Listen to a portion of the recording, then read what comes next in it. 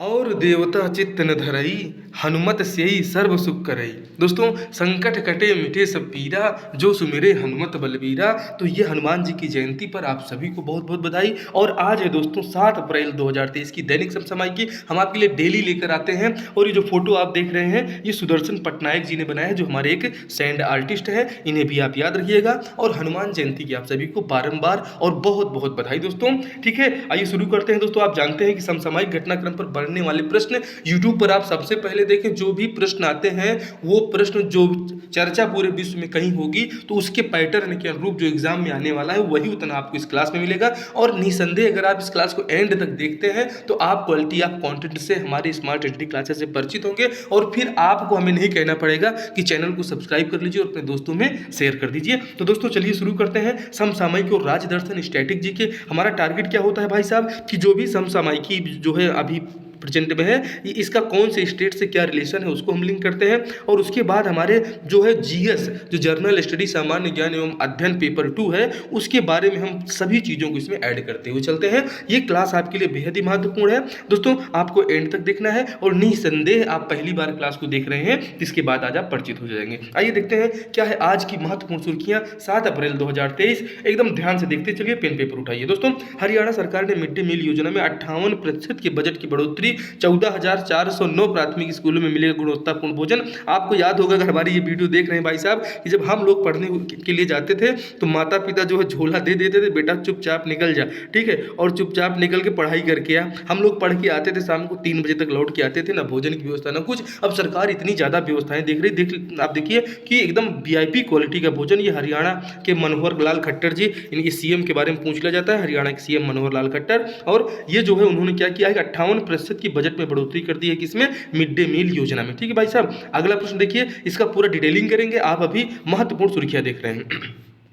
देखिए, ब्रिटेन के प्रधानमंत्री ऋषि सुनक की सास सुधा मूर्ति को मिला पद्म भूषण सम्मान। इन्फोसिस के साथ संस्थापक एनआर नारायण मूर्ति की पत्नी है भाई साहब। इनको सामाजिक कार्यकर्ता, सामाजिक जो है कार्य के लिए इनको ये जो है पद्मश्री पुरस्कार दिया गया है। लेकिन आप देखिए जितने भी पुरस्कार मिलते हैं वो किसी न किसी राजनीतिक प्रेरणा से ही मिलते हैं। क्योंकि अभी ब्रिटेन के प्रधानमंत्री कौन है भैया, तो ब्रिटेन के प्रधानमंत्री हैं, आप जान लीजिए, ऋषि सुनक। और ऋषि सुनक की पत्नी पता है कौन है, इन्हीं की जो है बेटी है। ठीक है, इनकी बेटी का भी नाम हम बताएंगे अक्षता के बारे में। आप बिल्कुल एकदम चैन से रहिए। और ये स्मार्ट स्टडी क्लासेस की बेहतरीन प्रस्तुति है दोस्तों। ऋषि सुनक को आप याद रखना, ये भारतीय मूल के हैं और इनकी पत्नी भी हमारी इन्हीं नारायण मूर्ति की पत्नी है, जो हमारे देशों में अमीर लोगों की सूची में गिने जाते हैं। तब देखिए कैसे छाट छाट के लोगों को पुरस्कार मिल रहा है। आप राजनीतिक प्रेरणा से मिलने वाले पुरस्कारों के बारे में भी हम आपसे चर्चा करेंगे। आइए देखते हैं आगे। दोस्तों, गवर्नर ऑफ द ईयर 2023 से सम्मानित आरबीआई के गवर्नर शक्तिकांत दास ने भारत की जीडीपी 2023-24 में 5.2% रहने का लगाया अनुमान। आपने देखा था कि हमने वर्ल्ड बैंक के भी बारे में बताया था, एडीबी ने क्या हमारी विकास दर निर्धारित की थी उसके बारे में भी बताया था। दोस्तों, इसी क्लास में बने रहिए। वर्ल्ड बैंक ने क्या बताया है, एशियन डेवलपमेंट बैंक ने क्या बताया है और कौन है इसकी हेड, सब कुछ आप समझेंगे। आप देखिए अगली न्यूज। यूके के नए किंग चार्ल्स द्वितीय और क्वीन कैमिला का ताजपोशी का निमंत्रण हुआ जारी। भाई साहब, अब ये देखिए ब्रिटेन के नए, ये आप देख रहे हैं कि चार्ल्स द्वितीय ब्रिटेन के नए राजा बन गए हैं भाई साहब। और उनकी जो क्वीन है कैमिला, इनकी ताजपोशी अब होने जा रही है। चूंकि आप जानते हैं कि विक्टोरिया जी का निधन के बाद में चार्ल्स तृतीय ब्रिटेन के, यूके मतलब क्या होता है, यूनाइटेड किंगडम, ठीक है, ये यूके मतलब उत्तराखंड मत समझिएगा, वहाँ के चार्ल्स द्वितीय और क्वीन कैमिला की ताजपोशी का निमंत्रण हुआ जा रही भाई साहब। देखिए मोदी जी वहाँ जाते हैं कि नहीं जाते हैं। फोर्ब्स के अरबपतियों की सूची की गई जा रही। कुल अरबपतियों की संख्या हुई कितना, 2640, मतलब दुनिया भर में टोटल 2640 अरबपति हैं। और फोर्ब्स की सालाना सूची के मुताबिक भारत का सबसे अमीर व्यक्ति कौन है, एक तरफ आपको गौतम अडानी दिख रहे हैं और एक तरफ आपको ये दिख रहे हैं कौन, हमारे मुकेश अंबानी जी। दोस्तों, जैसे हमारे देश में मुकेश अंबानी और गौतम अडानी के बीच में प्रतिस्पर्धा चलती रहती है, वैसे अगर दुनिया के लेवल पे आप बात करेंगे तो दुनिया के सबसे अमीर लोगों की सूची में कभी नंबर टॉप पे कौन हो जाते हैं, तो एलन मस्क हो जाते हैं, टेस्ला, ट्विटर आदि कंपनियों के जो सीईओ हैं। और उसके बाद जो है दोस्तों, ये फ्रांस के एक जो व्यक्ति हैं, इनके बारे में भी बताएंगे, अर्नेट के बारे में, इनके बारे में जानेंगे, ये कभी टॉप पे हो जाते हैं। तो एलन मस्क और ये फ्रांस वाले अर्नेट साहब, ये दोनों लोग मिलकर जैसे भारत में कभी गौतम अडानी टॉप पे जाएंगे, कभी जो है मुकेश अंबानी टॉप पे जाएंगे। तो अभी तो आप जान लीजिए कि भारत के सबसे अमीर व्यक्ति कौन है, तो गौतम अडानी जी पीछे चले गए हिंडनबर्ग की रिपोर्ट के बाद में। ये जो है मुकेश अंबानी जी जो है भारत के नंबर 1 के अमीर व्यक्ति हैं। आपको खुशी होना चाहिए। और ये टॉप 10 में शामिल है, ये 9वें स्थान पर है पूरी दुनिया में अरबपतियों के मामले में। ठीक है भाई साहब, अति महत्वपूर्ण क्लास होगी, आप एंड तक देखिए और एक बार अपने दोस्तों में शेयर कर दीजिए। और हमारे जो है नए जवानों के लिए 1.3 लाख जो है जवानों की भर्ती होगी, जिसमें पूर्व अग्निवीरों को 10% आरक्षण सहित मिनिमम योग्यता 10वीं पास। दोस्तों ये बहुत ही महत्वपूर्ण है। सीआरपीएफ आप देखते हैं कि इसका फुल फॉर्म क्या हो जाता है, central reserve police force. Central reserve police force में दोस्तों 1 लाख प्लस वैकेंसी आने वाली है, आप लोग तैयारी शुरू कर दीजिए। दोस्तों सब कुछ आपको हम बताते हैं, आप एकदम तैयारी में रहिए। और ये जो सीजी जो है सीआरपीएफ का ये जो महत्वपूर्ण कॉन्सेप्ट है, इसके सभी पेपर्स में कैसे क्या क्वेश्चन आते हैं उसकी भी तैयारी आपको स्मार्ट सिटी क्लासेस करवाती है, जिसे आप देख लीजिएगा। इसमें कहा गया है केंद्र जो है गृह मंत्रालय ने सीआरपीएफ करीब 1.3 लाख कांस्टेबल की भर्ती करेगा। ठीक है भाई साहब, कांस्टेबल मतलब ये सब हमारे छोटे कर्मचारी जो हमारे जीडी वाले हैं भाई साहब, जर्नल ड्यूटी जिसे कहते हैं, जीडी के लिए भर्ती होगी। तैयारी में आप लोग जुट जाइए, एकदम ऑथेंटिक न्यूज़ है और परफेक्ट 1,25,262 पदों पर जो है पुरुषों की भर्ती होनी है भाई साहब। तो हमारे जितने जो है युवा हैं तैयारी करने वाले हैं, जुट जाइए और अपने दोस्तों में सेशन को शेयर कर दीजिए ताकि उनको भी पता चले और सीआरपीएफ की तैयारी में वो जुट जाए। तो आपसे आशा है कि जो है इस जो है स्क्रीनशॉट के साथ आप हमारी इस क्लास को शेयर कीजिए। आपसे अनुरोध है, जो भी नए तैयारी करने वाले हैं और जो भी हाल ही में 10वीं पास हुए हैं, एकदम बेटा तैयारी में लग जाओ। और जो भर्ती आ चुकी है, आ रही है, 1 लाख से ज़्यादा भर्ती होगी। मतलब जो तैयारी करने वाला बच्चा है वो तो भर्ती हो जाएगा। और जिनको खाली ये कहना है कि नहीं जो सरकार नौकरी नहीं दे रही, हम बेरोजगार हैं, तो तुम बेरोजगारी भत्ता के लिए जो आवेदन कर दो छत्तीसगढ़ में। छत्तीसगढ़ सरकार आपको बेरोजगारी भत्ता भी दे रही है। कितना दे रही है, तो जो है 2500 रुपये, 2,500 रुपये दे रही है। घोषणा इन्होंने कब किया, तो 2023 और 24 के बजट में मुख्यमंत्री भूपेश बघेल ने अपने अंतिम बजट, जो इनका पहला ई बजट था, गोबर के बने से पेंट से ये जो है उसका सूटकेस ले आए थे। इसे आप ध्यान दीजिएगा, सब कुछ मिलेगा, कुछ भी नहीं छूटेगा। प्रश्न के मुताबिक सारी चीज़ें आपके सामने आती जाएंगी भाई साहब। सैंड आर्टिस्ट सुदर्शन पटनायक ने हनुमान जयंती के मौके पर पूरी बीच उड़ीसा, ये देखिए, संकट कटे मिटे सब पीरा जो सुमिरे हनुमत बलबीरा। और एक चीज़ इसमें बहुत महत्वपूर्ण हो जाता है कि जय जय जय हनुमान गोसाई, कृपा करो गुरुदेव की नाई। और इसमें एक और महत्वपूर्ण चीज़ है कि और देवता चित्त न धरई, हनुमत से ही सर्व सुख करई। भैया तो बजरंग बली को मानिए। और ये जो है हमारे भगवान राम का, जैसे मूर्ति अभी भगवान राम का अयोध्या मंदिर हमारे उत्तर भारत के लिए प्रसिद्ध है। बहुत ही जल्द हनुमान जी के जन्म स्थान की खोज हो रही है, इस पे टीमें लगी हुई हैं। और जो इनका जन्म स्थान है वहाँ पे आस्था का एक केंद्र साउथ इंडिया में बनने चल रहा है, जहाँ के हनुमान जी पैदा हुए थे। ठीक है भाई साहब, इसके बारे में भी आपको हम बताएंगे। बेहद ही खास ये सेशन है दोस्तों, अति महत्वपूर्ण। बिल्कुल स्टार लगाइए, ऐसे ही प्रश्न एग्जाम में आते हैं। दुनिया के 10 बेस्ट हवाई अड्डों की सूची जारी हुई, टॉप 10 में भारत का एकमात्र एयरपोर्ट। अब वो एकमात्र एयरपोर्ट कौन है उसके बारे में भी हम बताएंगे कि इंदिरा गांधी इंटरनेशनल एयरपोर्ट, इसे आप याद रखिएगा, टॉप 10 में शामिल है, सबसे बेहतरतम में। चूंकि अच्छा सब इसमें चीन का कोई भी नहीं है, इसे भी आप याद रखिएगा। ठीक है, हम आबादी में आगे हैं, इसका मतलब चाइना हमसे आबादी में आगे है, तो वो एयरपोर्ट भी वहाँ का बेस्ट होगा, इसकी कोई गारंटी नहीं है। तो IJAI, ये जो है हमारा IGI Indira Gandhi international airport जो है, ये हमारे देश का क्या है, सबसे महत्वपूर्ण और सबसे व्यस्तम हवाई अड्डा है, इसे आपको ध्यान रखना है। आगे बढ़ते हैं। यूरोपीय संघ की कोपरनिकस क्लाइमेट चेंज सर्विस के मुताबिक 2023 का मार्च महीना पृथ्वी का अब तक का दूसरा सबसे गर्म महीना दर्ज किया गया। भाई साहब अति महत्वपूर्ण हो जाता है। यूरोपीय संघ की एक जो है क्लाइमेट चेंज एजेंसी है, और इसने बताया भाई साहब कि जो मार्च महीना था ये वाकई में बेहद गर्म था और कितनी गर्मी लगती थी आप देख लीजिएगा। दोस्तों 2023 का मार्च महीना संयुक्त रूप से 2017, 19, 20 के साथ पृथ्वी का अब तक का दूसरा सबसे गर्म मार्च रहा। इस साल दोस्तों 1991 से 2020 के औसत तापमान 0.51 डिग्री सेल्सियस से अधिक दर्ज हुआ। गौरतलब है कि अब तक का सबसे गर्म साल 2016 रहा। एकदम इम्पोर्टेंट हो जाता है, ऐसे ही पूछ लिया जाएगा कि अब तक का सबसे गर्म साल कौन है, तो साल 2016 को सबसे हॉट ईयर माना जाता है। हॉट ईयर मतलब बिपाशा बसु वाला हॉट ईयर नहीं भाई साहब, ठीक है, ये हॉट ईयर है, गर्म ईयर है। ठीक, आगे बढ़ते हैं भाई साहब, आगे देखिए क्या और खास है। तो ये सबसे गर्म जो है महीना मार्च महीना ये दर्ज हुआ। दोस्तों फुटबॉल टीमों की ताज़ा रैंकिंग एकदम लल्लन टॉप जो है कि इसमें से छपेगा 100% छपेगा। आप देखिए कि ये जो है स्लाइड खाली आप याद कर लीजिए कि फुटबॉल टीमों की ताज़ा रैंकिंग में शीर्ष स्थान पर कौन पहुंचा है, तो शीर्ष स्थान पर पहुंचा अर्जेंटीना, एकदम स्पष्ट दिया गया है। और आपसे पूछा जाएगा कि फीफा विश्व कप 2022 जीतने वाला अर्जेंटीना जो है, फीफा विश्व कप कौन जीता थी, अर्जेंटीना जीता है। इन्हें आपको याद रखिएगा दोस्तों। इसमें सबसे महत्वपूर्ण ये है कि आप देखिए कि फीफा विश्व कप जीतने वाला ये जो हमारा अर्जेंटीना है, इसमें जो है सारी चीज़ें आपको मिल जाएंगी। बहुत महत्वपूर्ण स्लाइड है। अर्जेंटीना ने फीफा टीम रैंकिंग में 1 स्थान पर पहुंच गया है। और इसमें फीफा विश्व कप का उप विजेता पूछा जाएगा तो बताइएगा फ्रांस, वह सेकंड रैंक पे है। वहीं थर्ड नंबर पे देखिए ब्राज़ील है, और जो है बेल्जियम क्या है, चौथे नंबर पे है। तो ये टॉप 4 को याद रखना है, इसमें से प्रश्न आएंगे, 100% आएंगे, इन्हें आप याद रखिएगा भाई साहब। बढ़े आगे, देखिए क्या है और अगली न्यूज़ खास आपके एग्जाम में आने वाली, एक बार अपने दोस्तों को शेयर कर दीजिए दोस्तों। तो ये देखिए, प्रतिभा को मिला सम्मान, अति महत्वपूर्ण, जो कि भारत की हमारी पहली मूवी है RR जिसे आप कहते हैं। प्रतिभा को मिला सम्मान, नाटू नाटू गाने कंपोजर ये भाई साहब हैं MM किरवानी को मिला पद्मश्री सम्मान। वाकई में जो है सम्मान तो जो है सम्मानित लोगों को और जिनके अंदर प्रतिभा है उनको भी दिए जा रहे हैं, राजनीतिक लोगों को मिलने के साथ साथ। देखिए MM किरवानी जी को ऑस्कर अवार्ड मिला, और ऑस्कर के साथ में अब इनको पद्मश्री सम्मान मिला है। लेकिन पद्मश्री सम्मान ये कला के क्षेत्र में इनको दिया गया है, हमें तो लगता है थोड़ा कम ही, इनको पद्म भूषण या पद्म विभूषण से सम्मानित किया जाना चाहिए था MM किरवानी जी को। और RR मूवी आप जानते हैं कि इसके कंपोजर जो है, इसके निर्देशक कौन है, SS राजमौली साहब हैं, उन्हें भी आप याद रखिएगा। अति महत्वपूर्ण प्रश्न हो जाता है, क्योंकि आप जानते हैं कि 95वें अकादमी अवार्ड कब हुए भाई साहब, इसी को तो कहते हैं ऑस्कर अवार्ड, ठीक है। ये जो ऑस्कर अवार्ड कहते हैं इसी को कहते हैं, इसी 95वां जो अकादमी अवार्ड है, इन्हीं अकादमी अवार्डों को ऑस्कर अवार्ड भी कहा जाता है।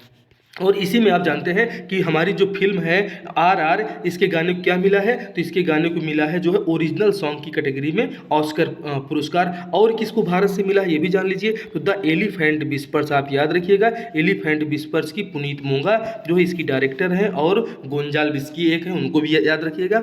इन्हें जो है दोस्तों द एलिफेंट विस्पर्स भी जो है ये बेस्ट शॉर्ट डॉक्यूमेंट्री में मिला है, और बेस्ट ओरिजिनल सॉन्ग में नाटू नाटू गाने को मिला है। नाटू नाटू गाने के कंपोजर कौन है, तो MM किरवानी साहब हैं। और उस मूवी जो RR मूवी है, RR मूवी के जो है निर्देशक कौन है, SS राजमौली साहब हैं दोस्तों, इन्हें आप याद रखिएगा। बढ़ते हैं आगे, ठीक है, इसके सब के बारे में हम बताएंगे। आप बिल्कुल अभी न्यूज़ देख रहे हैं, अभी परफेक्ट न्यूज़ देखते चलिए। ये देखिए भाई साहब, इनको विश्वास ही नहीं था, PM मोदी ने मुझे गलत साबित कर दिया। पद्मश्री सम्मान से सम्मानित कर्नाटक के रशीद अहमद कादरी, BJP सरकार में सम्मान पाने की नहीं थी उम्मीद। दोस्तों ये दो है, आप देखिए कि इनके मन की भावना निकल गई, और इन्होंने कह भी दिया, क्या कहा कि पद्मश्री से सम्मानित हुए कर्नाटक के मशहूर कलाकार रशीद अहमद कादरी ने कहा वह पिछले 10 साल से यह पुरस्कार पाने की प्रतीक्षा कर रहे हैं। लेकिन उन्होंने कहा कि BJP सरकार, भारतीय जनता पार्टी की सरकार में मुझे पुरस्कार पाने की उम्मीद मैंने छोड़ दी थी। मुझे लगता था कि BJP सरकार मुसलमानों को कुछ नहीं देती है, ऐसा कुछ भी नहीं है भाई। ये देश है, ये हमारा भारत है, सर्वधर्म समभाव के आगे पर बढ़ने वाला ये हमारा देश है। वासुधैव कुटुंबकम, आप जानते हैं कि जो है वासुधैव कुटुंबकम हमारा जो G20 है, G20 की अध्यक्षता 2023 में भारत कर रहा है। और G20 का जो स्लोगन है, जो उसकी थीम है कि वासुधैव कुटुंबकम, वन नेशन वन अर्थ और वन वर्ल्ड, ये जो है दोस्तों हमारे जो G20 की थीम है, जिसकी अध्यक्षता हमारा देश भारत कर रहा है। तो भारत जो है दोस्तों सर्वधर्म समभाव और सबको आगे बढ़ाने वाला है। यहीं पे अगर आप भाई साहब पाकिस्तान में होते, तो पाकिस्तान में तो आप देखिए कि पद्मश्री क्या, वहाँ तो भाई साहब कुछ भी मिलने वाला नहीं है, वहाँ की सरकार ही अस्त व्यस्त हो चुकी है, ठीक है। तो ये आप दोस्तों मुसलमानों ही नहीं, पूरी दुनिया के देशों के लिए सबसे अच्छा रहने वाला कोई देश है तो वो हमारा प्यारा भारत है, जो देवों की भूमि है, सनातन संस्कृति की जननी है। दुनिया का सबसे पुराना धर्म हमारा सनातन धर्म है। और हिंदू धर्मों में आप देखिए कि 700 साल, भाई साहब इनके बात पे थोड़ा सा मुझे कहना पड़ेगा। BJP सरकार में लगता है कि मुसलमानों को कुछ नहीं मिलता, ठीक है, इन्होंने अपने मुंह से कहा है भाई साहब। तो ये देखिए मुसलमानों को कुछ नहीं मिलता, ये हिंदू संस्कृति है। यहाँ पे जो आते हैं शक हुसाण, ये सब जो आए कुषाण, ये सब कहाँ चले गए, इसी भारतीय संस्कृति में विलीन हो गए। सल्तनत काल में देखिए आए, मुगल काल के लोग आए, और सब कहाँ से कहाँ चले गए, और फिर से सनातन संस्कृति अपनी जो है छवि बनाए है और बनाए हुए रहेगी। इसे आप याद रखिएगा। आपको बहुत बहुत बधाई हमारे जो है कादरी साहब को, और रशीद अहमद कादरी को मिला है पद्मश्री सम्मान। ये 100% पूछा जाएगा, क्योंकि ये इनका जो कमेंट है भाई साहब, मुझे BJP सरकार में नहीं लगता था कि मुसलमानों को कुछ देती है। लेकिन BJP सरकार के बारे में आपको मैं थोड़ा सा और बता दूं कि BJP सरकार के बारे में हमारे जो ये लोग क्लास देख रहे हैं, थोड़ा सा आप जान लीजिए। बिल्कुल ऐसे चलते चलते मैं आपको बताता हूँ। क्या बताता हूँ कि BJP सरकार जो प्रधानमंत्री PM आवास मिल रही है, ये सभी सभी को मिल रहा है, इसमें किसी को जो है ऐसा नहीं है कि मुसलमानों को नहीं मिल रहा है, खाली हिंदुओं को मिल रहा है,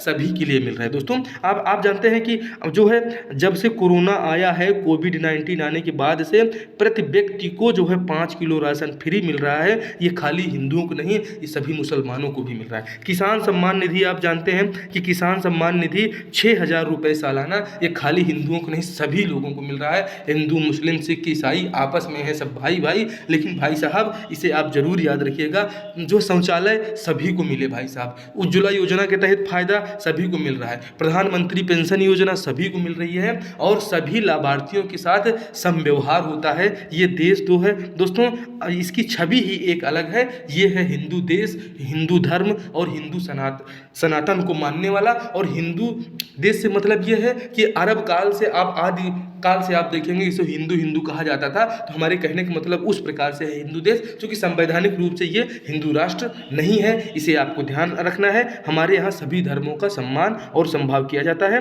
बढ़ते हैं आगे, अगली स्लाइड है अति महत्वपूर्ण। आईसीसी के पूर्ण सदस्यों के पुरुष अंतर्राष्ट्रीय मैच में अंपायरिंग करने वाली पहली महिला बनी किम। एकदम महत्वपूर्ण। जब आप फोटो देख रहे होंगे भाई साहब, इससे तो लग ही नहीं रहा है कि कौन पुरुष है और कौन महिला है, क्योंकि दोनों लोग एक ही जैसे दिख रहे हैं। अगर आपको पहचानने के लिए बोला जाए तो इसमें से पुरुष कौन और महिला अंपायर कौन है, एक बार पहचान के बताइए कि कौन है भाई साहब। एक जैसी जर्सी, एक जैसी टोपी, एक जैसा चश्मा भी दोनों को लगा है। ये देखिए ये अच्छा, ये हाथ में बॉल पकड़ी हुई है भाई साहब, इन्हें आप याद रखिएगा। तो ये हमारी न्यूजीलैंड की है किम, जो है ये किम दीदी क्या बन चुकी हैं, ये किम दीदी बन चुकी हैं हमारे देश ही नहीं दुनिया की पहली महिला अंपायर। इसे आप देखिएगा, जो है इसके बारे में हम पूरा बताते हैं। न्यूजीलैंड की किम कार्टन, ठीक है, अति महत्वपूर्ण है, एग्जाम में छपेगा भाई साहब, ये पहली महिला अंपायर है। आपकी जगह न्यूजीलैंड की किम कार्टन इतिहास रचते हुए आईसीसी का फुल फॉर्म क्या है, इंटरनेशनल क्रिकेट काउंसिल, ठीक है। 2 पूर्ण सदस्य देशों के बीच पुरुष अंतर्राष्ट्रीय मैच में ऑन फील्डिंग अंपायर करने वाली पहली महिला अंपायर बनी। आप इसको याद रख लीजिएगा कौन है, तो ये जो है न्यूजीलैंड की किम कॉटन है दोस्तों, इन्हें आपको याद रखना है। और आपको हम पूरा डिटेलिंग करते हुए चलेंगे, हमने इसको एमसीक्यू में भी लिया है, आपको पूरा सब कुछ बताएंगे दोस्तों। और यही भी ये जान लीजिएगा ऑस्ट्रेलिया की ये है कौन, जो क्लेयर पोशाक पुरुषों के टेस्ट मैच की पहली महिला ऑफिशियल बनी थी, और ये मैच भारत के साथ में हुआ था। इसे आपको ये याद रखना है, ठीक है। तो ये हमारी कौन है, किम कार्टिस, याद रखिएगा, जो ऑन फील्ड अंपायर करने वाली पहली महिला है। ऑन फील्ड अंपायर करने वाली पहली महिला। जैसे आप जानते हैं कि फिनलैंड बना नाटो में मिलने वाला 31वां सदस्य। तो नाटो आप जान ही रहे हैं कि नाटो क्या है, अति महत्वपूर्ण है, यहाँ से परीक्षा में प्रश्न पूछे जाते हैं। तो नाटो का नवीनतम सदस्य देश कौन है, फिनलैंड को आपको याद रखना है। उसी प्रकार से ये प्रश्न महत्वपूर्ण हो जाता है कि ऑन फील्ड अंतर्राष्ट्रीय मैचों में ऑन फील्ड अंपायरिंग करने वाली, ठीक है, जो है पुरुष अंतर्राष्ट्रीय मैच में ऑन फील्ड अंपायरिंग करने वाली पहली महिला कौन है। तो ये हमारी सबसे पहले देश पूछा जाएगा, बता दीजिएगा न्यूजीलैंड। नाम क्या है, किम कार्टिस। फोटो भी देखोगे, अच्छे से देख लो, बता देता हूँ कौन है। तो ये मैडम है, ये जो है हमारी पहली जो है पूर्णकालिक देशों के बीच में ये पहली महिला अंपायर है, इसे आपको याद रखना है। अगर आपसे यही पूछ लिया जाए महिला की बात आती है, तो जो है देश के हमारे पहली महिला राज्यपाल कौन है, उनके बारे में बताइए, कहाँ थी और कौन थी। तो आप जान लीजिएगा कि जो हमारी सरोजिनी नायडू थी, ये सरोजिनी नायडू उत्तर प्रदेश की महिला राज्यपाल थी, और ये यूपी की पहली महिला राज्यपाल, पूरे देश में जो है पहली महिला राज्यपाल हमारी जो है कौन थी, सरोजिनी नायडू जी को आपको याद रखना है दोस्तों। आइए अब देखते हैं करंट अफेयर और सामान्य ज्ञान एवं अध्ययन के अति महत्वपूर्ण प्रश्न डेली जो है आपको देखना है। फीफा विश्व कप 2022 की विजेता टीम का नाम बताइए, अति महत्वपूर्ण हो जाता है। तो आपको हमने अभी बताया कि फीफा विश्व कप 2022 की विजेता टीम कौन है, इसको जीता है किसने, इसको जीता है हमारी अर्जेंटीना ने। यहीं से आपसे पूछ लिया जाएगा, भाई हारने वाले का नाम बताओ, ठीक है। फीफा विश्व कप में उप विजेता टीम कौन सी रही है, तो उप विजेता को बता दीजिएगा फ्रांस। और दुनिया में सबसे नंबर 1 पे नंबर 4 में रहने वाली टीमों का नाम आपसे पूछ लिया जाए, तो फीफा विश्व कप रैंकिंग में भी लेटेस्ट जो रैंकिंग आई है, उस रैंकिंग में नंबर 1 पे है अर्जेंटीना, नंबर 2 पे फ्रांस, नंबर 3 पे ब्राज़ील और नंबर 4 पे बेल्जियम। इन्हें आप याद रखिएगा, ये फीफा विश्व कप में इनका सीरियल क्रम भी है, नंबर 1 2 3 4। ये हम इस प्रकार से आपके लिए स्लाइड रेडी करके लाते हैं। कि आपको सब कुछ मिलेगा, कुछ भी आपकी परीक्षा से बाहर जाने वाला नहीं है। हाल ही में छत्तीसगढ़ के अति महत्वपूर्ण है भाई साहब, सीजीएसआई वाले, सीजीपीएससी वाले एकदम गांठ बांध लो, स्टार लगा लो, ये आपके एग्जाम में आ रहा है। हाल ही में छत्तीसगढ़ के किस चावल को जीआई टैग मिला है। अब बात आ जाती है जीआई टैग की भाई साहब, तो जीआई टैग का मतलब क्या होता है, आप इसका ऑप्शन जो है चेक करने की कोशिश करिए, तब तक हम आपको जीआई के बारे में बताते हैं। ये होता है दोस्तों जियोग्राफिकल इंटर जो है आइडेंटिफिकेशन, और ये जो पहली बार किसको मिला था 2004 में, दार्जिलिंग की चाय। दार्जिलिंग कहाँ पड़ता है, तो दार्जिलिंग पड़ता है पश्चिम बंगाल में, ममता दीदी वहाँ की जो है मुख्यमंत्री हैं। तो दार्जिलिंग की चाय को जो है पहली बार मिला था जीआई टैग, और जीआई टैग मिलने से होता क्या है भाई साहब, अगर किसी हमारे प्रदेश की, हमारे देश की वस्तु को जीआई टैग मिल जाता है तो उससे क्या होता है, विश्व बाजार में उस वस्तु की मांग बढ़ जाती है, और ये बहुत ही महत्वपूर्ण कार्य है हमारे सरकारों द्वारा। ये पहले क्यों इतना ज़्यादा नहीं होता था, हमें ये नहीं समझ में आ रहा है। ठीक है भाई साहब, देखिए छत्तीसगढ़ में किसको मिला, तो ये जो नगरी दुबराज है, नगरी दुबराज कहाँ के आप जानते हैं, ये धमतरी का है। ठीक है, ये धमतरी का है नगरी दुबराज, और नगरी दुबराज को हाल ही में जीआई टैग मिला है। अच्छा, क्या ये पहला जीआई टैग है जो छत्तीसगढ़ के चावल की मिला है? जी नहीं, जीरा फूल को भी जीआई टैग मिल चुका है, ये हमारे जसपुर का पड़ेगा, इसे भी आप जो है याद रखिएगा। तुलसी मित्र और लोकती मांझी, ये सब भी जो है अति महत्वपूर्ण चावल की किस्में हमारे छत्तीसगढ़ की, इन्हें आपको याद रखना है। तो आपको याद हुआ ये कहाँ का है, तो ये धमतरी में को मिला है जीआई टैग। किसके लिए? नगरी दुबराज एक चावल की किस्म है, बासमती चावल की, बहुत ही सेंटेड और यूनिक चावल होता है। ठीक है, ये पहले इसका पेड़ बहुत बड़ा बड़ा होता था, तो इसको जो है थोड़ा सा छोटा छोटा किया गया, इसमें इसके जो है जीन में परिवर्तन करके, तो नगरी दुबराज को भी हाल ही में मिला है। और पहले किसको मिला था, तो जीरा फूल चावल को मिला था जो जसपुर वाला है, इसे भी आपको याद रखना है दोस्तों। निम्न में से कौन सी रचना छत्तीसगढ़ी रचनाकार पालेश्वर शर्मा की नहीं है, आपको बताना है। तिरिया जन्म झन देवे, सुसक जन खुर्री सुरता ले, और गोरसी के गोट, तो भाई साहब ये तो परमार जी को आपको याद रखना है, श्यामलाल परमार को, ये हो जाती है श्यामलाल परमार की। और पालेश्वर शर्मा जी की जो है कौन सी है, तिरिया जन्म झन देवे, सुसक जन खुर्री सुरता ले, गोरसी गोट। आप जानते हैं कि सीजीएसआई मुख्य परीक्षा का जो पेपर 1 है, पेपर 1 में छत्तीसगढ़ के रचनाकार और उनकी रचनाओं के बारे में दिया गया है, तो इसलिए उसको भी हम कवर करते हुए आपको चलते हैं। एकदम परफेक्ट क्लास आप डेली अटेंड करिए। Current affair, GK, GS, paper 2 पूरी तरह से 1 भी हम इसमें जो है कुछ कुछ क्वेश्चन लेते हैं जो आपके एग्जाम में आने वाले रहते हैं। तो ये तीनों रचना आप याद रखिए किसकी है, पालेश्वर शर्मा दोस्तों, छत्तीसगढ़ी रचनाकार पालेश्वर शर्मा। तिरिया जन्म झन देवे, सुसक जनकुटी सुरताले, गोरसी के गोट, ये जो है छत्तीसगढ़ी रचनाकार पालेश्वर शर्मा जी की है। और पर्रा भरलाई कई बार एग्जाम में है बिछाई, तो भाई साहब इसे आप याद रखिएगा, जो श्यामलाल परमार जी की ये रचना हो जाएगी। ये जो है इस प्रश्न का सही उत्तर हो जाएगा ऑप्शन 4। मतलब आपसे पूछा गया कौन सी रचना नहीं है ना, तो नहीं को ध्यान देना है। ठीक है, तो ये तीनों तो इन्हीं की रचना है जो है पालेश्वर शर्मा जी की, लेकिन पर्रा भरलाई जो है इसे आप याद रखिए, इनकी रचना नहीं है। ये रचना आप श्यामलाल को याद रखना, श्यामलाल जी कई बार परीक्षा में पूछे गए हैं। महाकवि कालिदास रचित, ये देखिए अति महत्वपूर्ण ललन टॉप फैक्ट देखिए दोस्तों, ये कई बार एग्जाम में आया है, स्टार लगाइए, आपके भी एग्जाम में आने वाला है। मुकुटधर पांडे ने दोस्तों महाकवि कालिदास मेघदूत के रचनाकार हैं, और उनका जो है छत्तीसगढ़ी में अनुवाद हमारे मुकुटधर पांडे द्वारा किया गया है। छत्तीसगढ़ के प्रथम उपन्यासकार कौन है, बंसीधर पांडे हैं। और उनकी कहानी कौन सी है, इनका उपन्यास कौन है,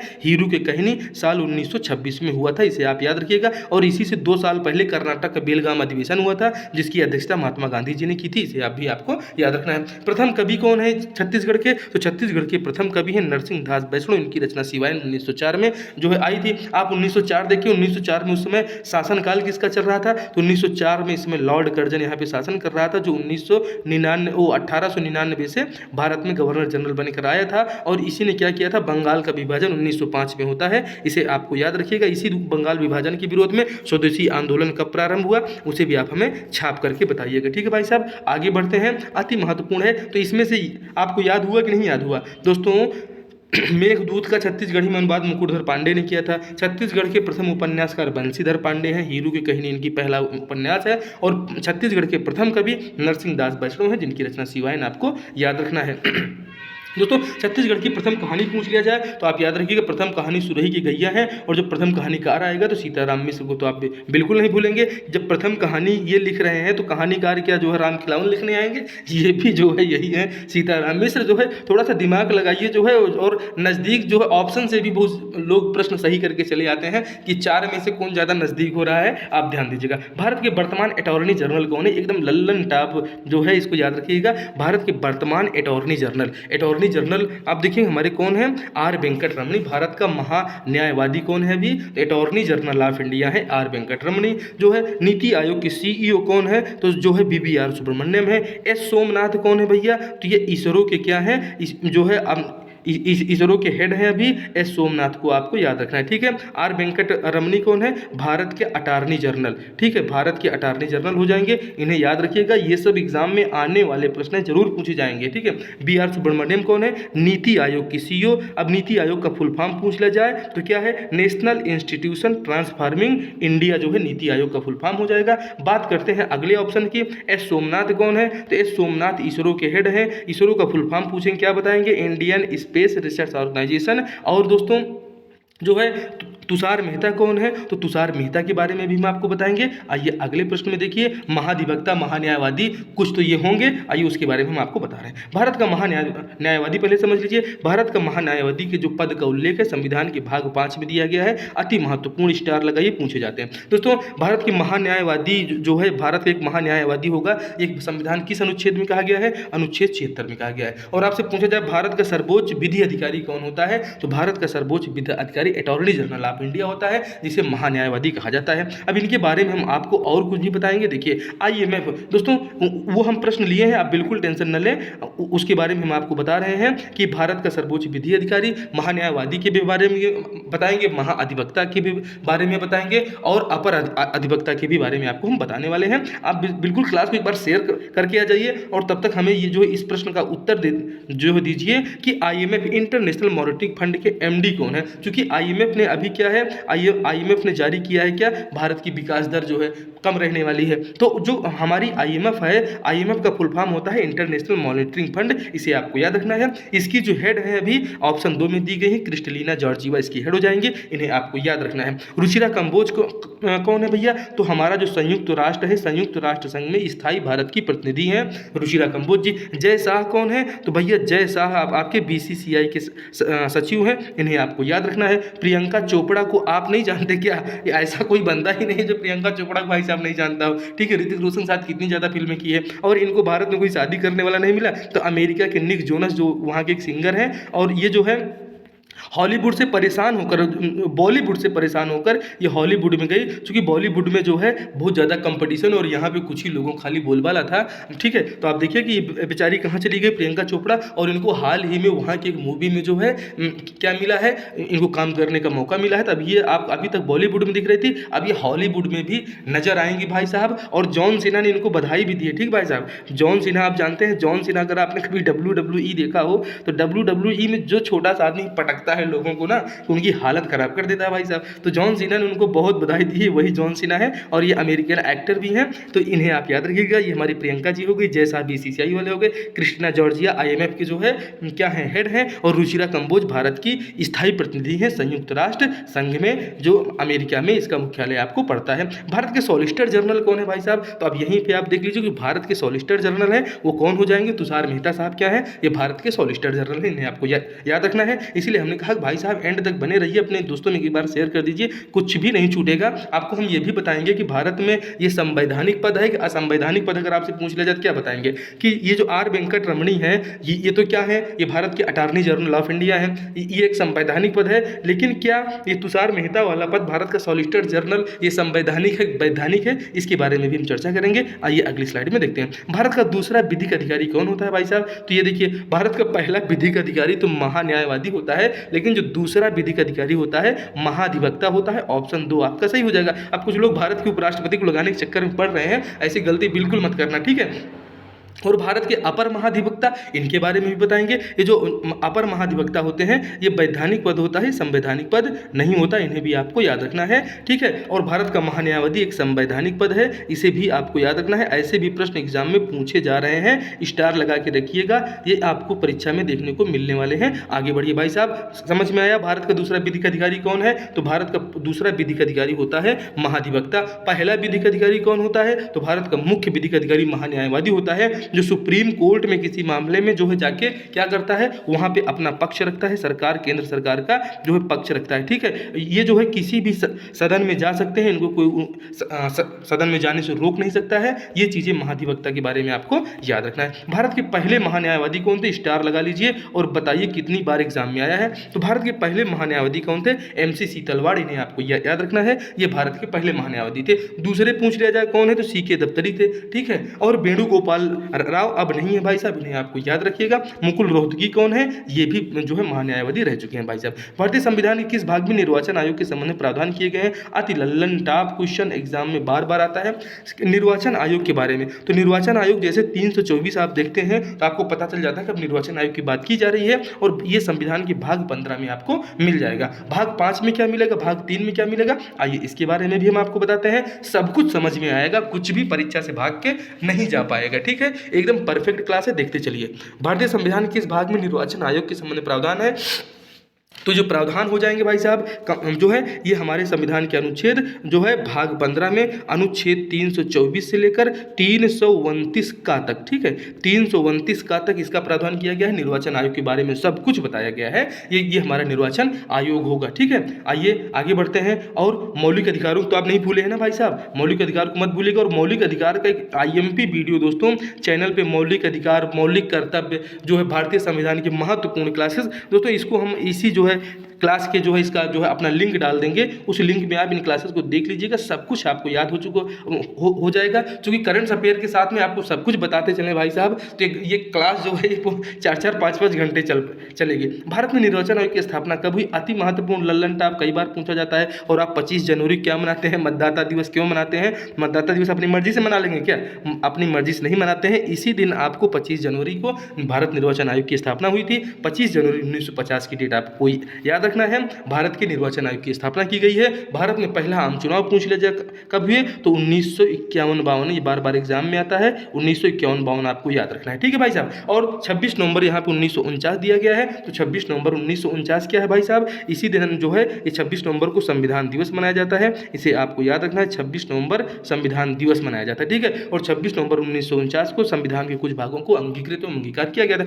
26 जनवरी 1950 आप गणतंत्र दिवस इसी दिन मनाते हैं, और भारत इस दिन गणतंत्र जो है बन चुका था। 25 जनवरी 1951, तो 25 जनवरी 1951 का यहाँ कोई मतलब नहीं है। इस प्रश्न का सही उत्तर हो जाएगा ऑप्शन 1, 25 जनवरी 1950। ठीक है, निर्वाचन आयोग के बारे में देख लीजिए। निर्वाचन आयोग के बारे में बताया गया है संविधान के भाग 15 में अनुच्छेद 324 से 329 का तक, इसे भी आपको याद रखना है। निम्न में से कौन सा पद संवैधानिक नहीं है भाई साहब लोग, महाधिवक्ता, महान्यायवादी, मुख्य चुनाव आयुक्त, राज्यपाल। तो भाई साहब आप बताइए कि सारी चीज़ें आ गई हैं कि निम्न में से कौन सा पद संवैधानिक नहीं है, और स्टार लगा के रख लीजिए। ऐसे ही प्रश्न तो आते हैं भाई साहब, अगर आप हमारी क्लास से जुड़े हैं सब कुछ मिलेगा जो आपकी परीक्षा में आने वाला। तो दोस्तों ये जो महाधिवक्ता आपने देखा था, ये महाधिवक्ता क्या है, ये संवैधानिक नहीं है, इसे वैधानिक कहते हैं। ठीक है, ये एक वैधानिक पद हो जाएगा। लेकिन बाकी जो महान्यायवादी, मुख्य चुनाव आयुक्त, तो राज्यपाल, ये सब हमारे संवैधानिक पद हैं। हमारे संविधान के अनुच्छेदों में इनका वर्णन किया गया है, इनके बारे में आप ध्यान दीजिएगा। लेकिन महाअधिवक्ता जो होते हैं ये संवैधानिक नहीं होते हैं,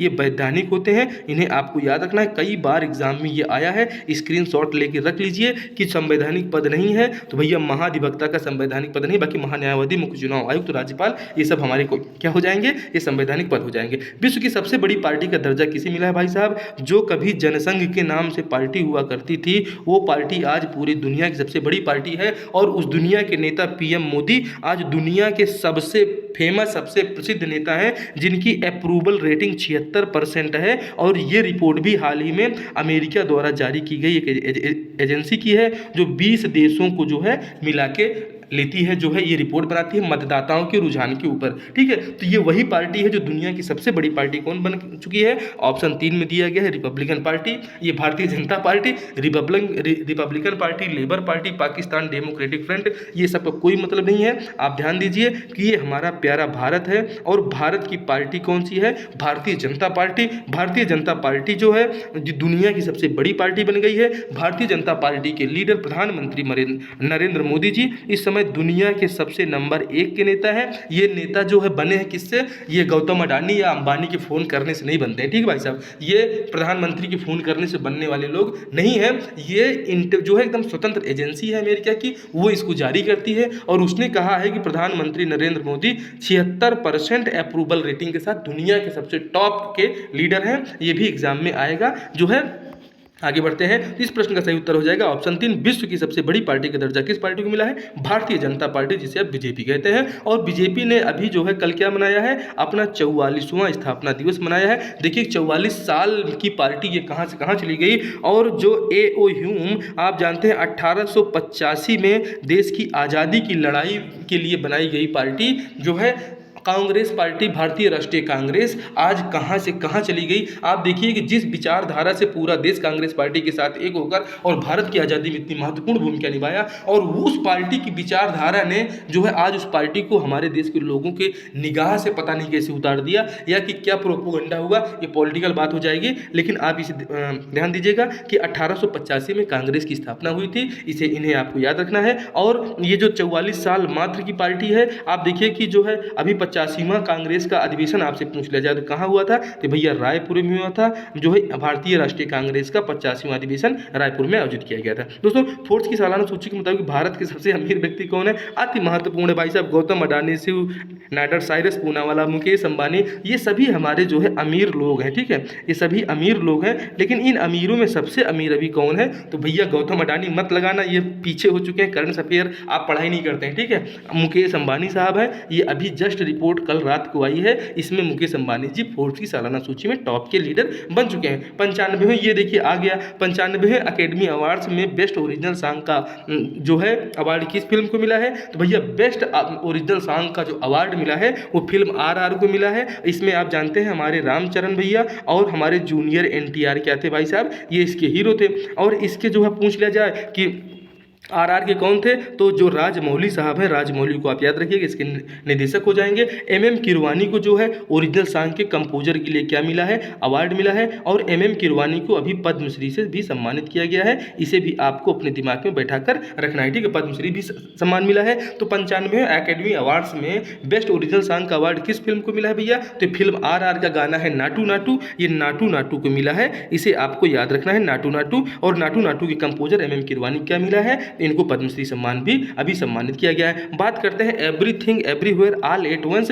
दोस्तों ये 95वें अकादमी अवार्ड की सबसे बेस्ट मूवी थी। सबसे बेहतरीन मूवी का अवार्ड किसे मिला है? Everything everywhere all at once को मिला है। दोस्तों इसकी अभिनेत्री का नाम आप याद रखिएगा, सर्वश्रेष्ठ अभिनेत्री का पुरस्कार मिला है मिशेल योह को। और ये इसी मूवी की जो है एक्टरनी है, इसी मूवी की एक्टरनी ही नहीं, आपको याद रखना है। अगर एक्टर की बात कर लिया जाए भाई साहब कौन है, तो आप एक्टर को बात कीजिएगा जो है ब्रेंडन फ्रेजर है, ठीक है, रोजर नहीं भाई साहब, ब्रेंडन फ्रेजर को आप याद रखिएगा। जो फ्रेजर महोदय हैं, ये फ्रेजर महोदय क्या मिला है? तो फ्रेजर महोदय बेस्ट एक्टर का अवार्ड प्राप्त कर चुके हैं। इन्हें आपको याद रखना है भाई साहब, ठीक है। तो हम क्या देख रहे हैं? हम यहाँ पे देख रहे हैं everything everywhere all at once में बेस्ट एक्टरनी का अवार्ड मिला है मिशेल योह को, आप लिख लीजिए। और उसके बाद बेस्ट एक्टर का अवार्ड किसे मिला था? तो बेस्ट एक्टर का अवार्ड इस मूवी के लिए नहीं मिला है, लेकिन बेस्ट एक्टर का आप नाम जान लीजिए। बेस्ट एक्टर का नाम है ब्रेंडन फ्रेजर, ठीक है।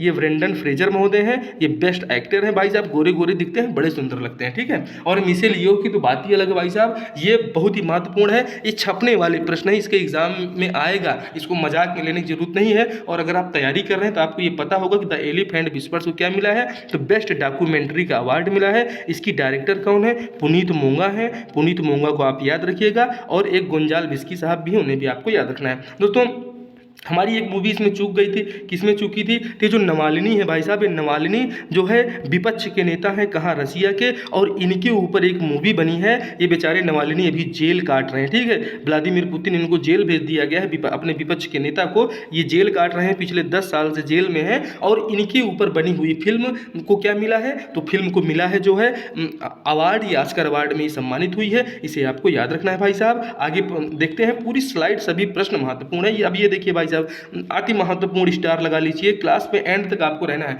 भारत के संविधान के अनुच्छेद जो है, किस अनुच्छेद में भारत के नियंत्रक एवं महालेखा परीक्षक की व्यवस्था की गई है? तो भारत के नियंत्रक एवं महालेखा परीक्षक कौन होते हैं भाई साहब? तो इसी को तो कहते हैं CAG, comptroller and auditor general, ठीक है। और ये नियंत्रक महालेखा परीक्षक की व्यवस्था किस अनुच्छेद में है? तो अनुच्छेद 76 आप पढ़ते हैं।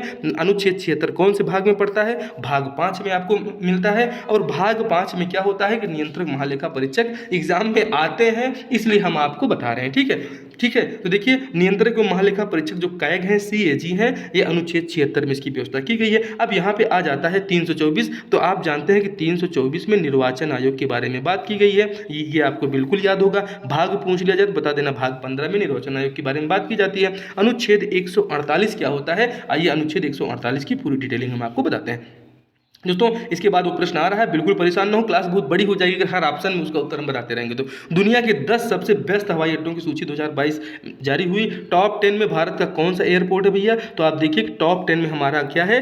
IGI, ठीक है। IGI का फुल फॉर्म क्या हो जाएगा? तो इंदिरा गांधी इंटरनेशनल एयरपोर्ट दिल्ली वाला, ये सबसे बेस्ट एयरपोर्ट है और भारत का पहला एयरपोर्ट बन जाएगा। और दुनिया में जो है 9वें स्थान पर हमारा ये IGI एयरपोर्ट दिल्ली है। अब सबसे नंबर 1 पे कौन एयरपोर्ट है सबसे ज़्यादा बेस्ट रहने वाला? तो हर्ट्सफील्ड जैक्सन अटलांटा स्टार लगा लीजिए भाई साहब, पूछा जाएगा, ठीक है। ऐसे ही प्रश्न एग्जाम में आ रहे हैं, ठीक है। Hartsfield Jackson Atlanta international airport America, ये नंबर 1 पे है। नंबर 2 पे है Dallas Fort Worth Denver Chicago O'Hare का। और उसके बाद ये 2 आप टॉप 2 देख लीजिए और उसके बाद एक भारत का देखिए। इससे ज़्यादा और आपके एग्जाम में पूछा नहीं जाएगा, ठीक है। एग्जाम के लिए बस यही इतना महत्वपूर्ण है, बाकी सभी के बारे में इंफॉर्मेशन लेकिन उनको बताने की जरूरत नहीं है। अब फोर्ब्स की सालाना सूची में सबसे ज़्यादा अरबपति किस देश में रहते हैं भैया? तो सबसे ज़्यादा अरबपति रहते हैं अमेरिका में, ठीक है। सबसे ज़्यादा अरबपति कहाँ रहते हैं? सबसे ज़्यादा अरबपति अमेरिका में है। भारत में भी रहते हैं क्या? भारत का क्या स्थान है भैया? भारत में भी रहते हैं। भारत के लोग गरीब वरीब नहीं है, ठीक है। भारत के लोग पूरी दुनिया को चलाने वाले लोग हैं। आप देखिए कि सबसे ज़्यादा अरबपति USA में है। कहाँ पे है? USA में। उसके बाद सबसे ज़्यादा अरबपति कहाँ है? चाइना में है। और नंबर 3 पे सबसे ज़्यादा अरबपतियों के मामले हमारा प्यारा भारत है, हमारा प्यारा हिंदुस्तान है। हिंदी हिंदू हिंदुस्तान, इसे आप याद रखिएगा। ये जो है दुनिया में सबसे ज़्यादा अरबपति कहाँ है? अमेरिका है। अमेरिका के बाद चीन है, चीन के बाद भारत में पड़ जाएंगे। जर्मनी क्या है भाई साहब? तो चलिए जर्मनी में आप जो है नाजीवाद अगर आपने नहीं पढ़ा है तो इसके बारे में हम थोड़ा सा आपको बताते हैं कि जर्मनी का नाजीवाद, जर्मनी के हिटलर का नाम आपने सुना है? तो जर्मनी के हिटलर भाई साहब की पूरी क्लास देखिए, विश्व इतिहास वाली क्लास में हमने उसको पढ़ाया है दोस्तों। ये लीजिए सासू माँ, ब्रिटेन के प्रधानमंत्री ऋषि सुनक की सास सुधा मूर्ति को मिला पद्म जो है भूषण सम्मान। ये भैया सासू माँ है किसकी?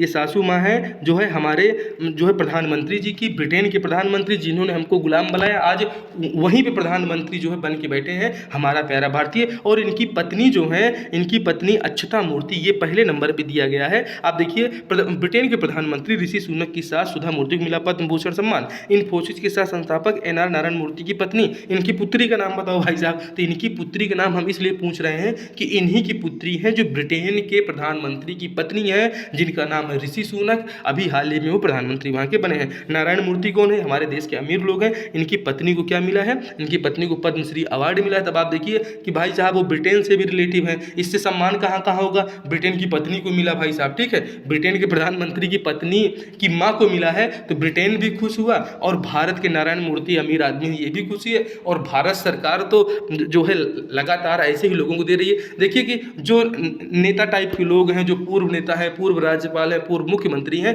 सब राजनीतिक फायदे के लिए ही अवार्ड दिए जाते हैं। मुझे तो पूरी तरह से ऐसा ही समझ में आता है। यहाँ तक आप देखिए राजनीतिक फायदे का सबसे बड़ा देखिए कि जो आपको नोबेल पुरस्कार मिलता है, थोड़ा सा नोबेल पुरस्कार के बारे में समझ लीजिए। नोबेल पुरस्कार जो है पाने वाले, शांति का नोबेल पुरस्कार किसको मिला था अभी बताइए?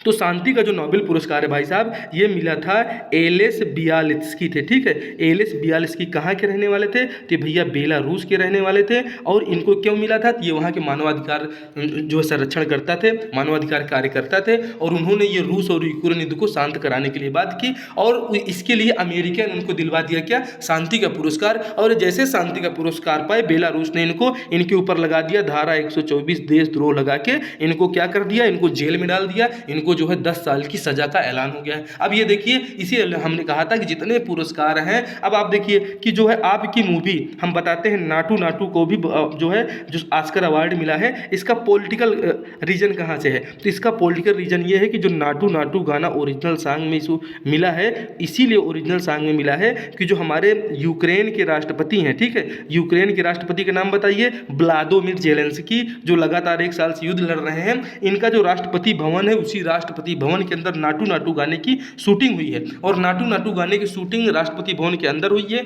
और इसीलिए 100% जाने के पॉलिटिकल जो है हर तरह के राजनीतिक रूप से प्रेरित पुरस्कार पूरी दुनिया में प्रदान किए जा रहे हैं। ये दुनिया किसी एक भगवान के नियम पे चलने वाली नहीं है, सब देशों के अपने अलग अलग नियम हैं, उसी को आप भगवान का नियम मान लीजिए, अल्लाह ईश्वर गॉड का जो नियम मानना है मान लीजिए। ठीक है भाई साहब, आगे बढ़ें। क्लास दोस्तों बहुत लंबी हो रही है, बिल्कुल आप देखिएगा, बहुत मजा आएगा, सब कुछ हम लेकर आते हैं बेहद खास। ताइवान की राष्ट्रपति कौन है? साई इंग वेन है। रेपो रेट किसे कहते हैं? एग्जाम में पूछा जाता है, तो जिस दर पर बैंक आरबीआई से ऋण लेते हैं उसे रेपो रेट कहते हैं, इसे आपको ध्यान देना है। दोस्तों 100वां संविधान संशोधन अति महत्वपूर्ण, छाप लीजिए, क्योंकि ये भाई जब 100वां संविधान संशोधन ही नहीं याद है तो 101वां जीएसटी याद करके क्या करोगे भाई साहब? जीएसटी आपने 101 कन्यादान जो आपने देखा है, तो 100वां संविधान में दोस्तों भारत और बांग्लादेश की 51 बस्तियों को भारत में विलय किया गया, मतलब बांग्लादेश की 51 बस्तियां भारत में आई और भारत की 111 बस्तियों को बांग्लादेश में मिला दिया गया। यही था हमारे देश का 100वां संविधान संशोधन, अति महत्वपूर्ण है, आगामी परीक्षा में पूछा जाने वाला है, इसलिए इसे याद करके रख लीजिए। 100वां संविधान संशोधन कब हुआ था? साल 2015 में हुआ था। क्यों हुआ था? बांग्लादेश की जो कुछ गाँव थे वो भारत में मिलाए गए, और जो भारत के कुछ गाँव थे ये बॉर्डर के जो है क्राइसिस थी, उसको खत्म किया गया। भाई साहब आईसीसी के पूर्ण सदस्यों के पुरुष अंतर्राष्ट्रीय मैच में अंपायरिंग करने वाली पहली महिला अंपायर किम कार्टन किस देश की हैं? तो बता दीजिएगा, न्यूजीलैंड की हैं। किम कार्टन जो है अति महत्वपूर्ण हो जाते हैं, क्योंकि पहली महिला अंपायर है जो ऑन फील्ड अंपायरिंग करेंगी। ठीक है भाई साहब, बेहद ही इंपॉर्टेंट सेशन है। और आइए देखते हैं अब कल का महत्वपूर्ण क्या है रिवीजन, और उस रिवीजन के बाद हम क्लास को करेंगे एंड। दोस्तों देखिए, समाजवादी पार्टी के संस्थापक मुलायम सिंह यादव को मरणोपरांत मिला पद्म विभूषण सम्मान, ये जो है कल की खास न्यूज़ थी। दोस्तों भारत को संयुक्त राष्ट्र सांख्यिकी आयोग का चुना गया सदस्य, 53 में से 46 मत हासिल कर 4 साल के लिए पाई सदस्यता। हिमाचल के सुमरा गाँव के पंचायत ने प्रस्ताव पास कर मेहंदी की रस्म, जूता छिपाई, दूल्हे का सेहरा बांधना, केक काटने जैसी नवीन रस्मों को किया खत्म। दोस्तों ये देखिए, इसी के लिए तो आप परेशान हैं। दोस्तों लद्दाख में एलईसी पर गश्त कर रहे नेतृत्व आईटीबीपी के अधिकारी खाई में गिरने से मौत हुई, हमारी तरफ से इनको बारंबार श्रद्धांजलि। लेकिन अगर आपको एसआई बनना है भाई साहब, तो इसी तरीके से तैयारी आपको करना होगा। कर्नाटक में लाल कपड़ा लहराकर रेल हादसा टालने वाली 70 वर्षीय महिला चंद्रवती को मिला जो है रेलवे द्वारा सम्मान। और फोर्ब्स की सालाना सूची में वर्ल्ड बिलियनियर्स लिस्ट 2023 में दुनिया के सबसे अमीर आदमी कौन बने भैया? तो फ्रांस के बर्नार्ड अर्नाल्ट ये दुनिया के सबसे अमीर आदमी हैं। एलन मस्क जो है अब अमीर आदमी दुनिया के नहीं है, ये आगे पीछे होते रहते हैं, कभी बर्नार्ड अर्नाल्ड आ जाते हैं, कभी अर्नाल्ड आएंगे तो कभी एलन आएंगे, इनको दोनों की याद रखिए। कभी जैसे हमारे भारत में कभी गौतम अडानी नंबर 1 पे चले जाते हैं और कभी मुकेश अंबानी चले जाते हैं, तो ये सबसे सुनने में बहुत अच्छा लगता है कि दुनिया का सबसे अमीर आदमी कोई है, तो हमारे देश का आदमी है जो है गौतम अडानी जी, जो ये थे दो है दोस्तों नंबर 1 पर भी रह चुके हैं। तो ये तो जो है रेटिंग आगे पीछे होती रहती है, इसे आपको याद रखना है। अगली न्यूज़ देखिए दोस्तों, एडीबी हमने आपसे बताया था एशियन डेवलपमेंट बैंक, ठीक है, इसका फुल फॉर्म हो जाएगा। जब आपसे फुल फॉर्म पूछा जाए तो एशियन डेवलपमेंट बैंक ने 2023-24 के लिए भारत की जीडीपी 7.2 से घटाकर कितना किया? 6.4। अगर विश्व बैंक का पूछ लिया जाए तो विश्व बैंक ने 6.3 किया है, इसे आपको याद रखना है। आगे बढ़ते हैं भाई साहब। प्रोजेक्ट टाइगर के 50 साल पूरे होने पर कर्नाटक राज्य में मुक्त विश्वविद्यालय मैसूर में प्रधानमंत्री प्रोजेक्ट टाइगर स्मृति का उन्होंने आज उद्घाटन किया। और दोस्तों आज 7 अप्रैल है, और 7 अप्रैल 1973 को हमारे यहाँ बाघ प्रोजेक्ट शुरू किया गया था, इसके बारे में भी हम आपको पूरा बताएंगे, बस ऐसे देखते चलिए। भारत में बाघ परियोजना कब शुरू हुई थी? तो भारत में बाघ परियोजना 7 अप्रैल 1973 को शुरू हुई थी, आज उसकी वर्षी है, इसीलिए मोदी जी जो है कहाँ जा रहे हैं? कर्नाटक के दौरे पर हैं, वहाँ जो है कई सारे पार्कों में भी वो घूमने जाएंगे भाई साहब। आगे बढ़ते हैं, क्या है आज की महत्वपूर्ण न्यूज, आप देखते चलिए। समसामयिक प्रश्नोत्तर समानता परीक्षा में पूछे जाने वाले प्रश्न भाई साहब, तो ये जो समानता परीक्षा में पूछे जाने वाले प्रश्न हैं, इसको आप चलते चलते देख लीजिए, बस 2 मिनट के अंदर उसको हम जो है खत्म करेंगे। और हम ये चाहते हैं कि ये वाली क्लास जो है दोस्तों बहुत जल्द आपके लिए हम लेकर आ रहे हैं। अगले सेशन में इसका एक दूसरा पार्ट आएगा, सामान्यतः परीक्षा में आने वाले लल्लन टॉप प्रश्न। आप मिलिए अगली क्लास में, अगली क्लास होगी सामान्य परीक्षा में पूछे जाने वाले महत्वपूर्ण प्रश्नों की, उसको देखिएगा, बिल्कुल आनंद ही आनंद आएगा। ठीक है, जय हिंद जय भारत।